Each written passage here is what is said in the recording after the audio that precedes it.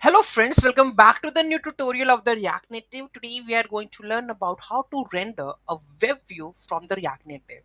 Okay, so basically web view, basically we have the URL and we have to open into our web view.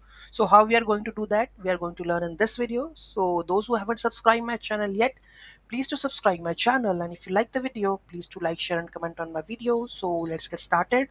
So here I will just reload because the web view is this one. So I'm going to just reload that one and it will open my web view because I have added my web view link over here, right? So here you can see that how I have added that one. So this is React from the React View style sheet from the React Native Web View. So make sure you have to install the package React Native Web View, because if you are thinking that this is come in the React Native, so it is depreciated and we have to use from the React Native Web View, right? So here very simple, Web View source URI. So it is technical Rachni channel.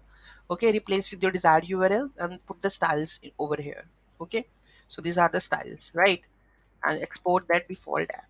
So by simple doing that thing, you are able to get the any kind of web view into your React application. Any doubt, any query in that, just do let me know in the comment section. Thank you so much for watching this video. Have a great day.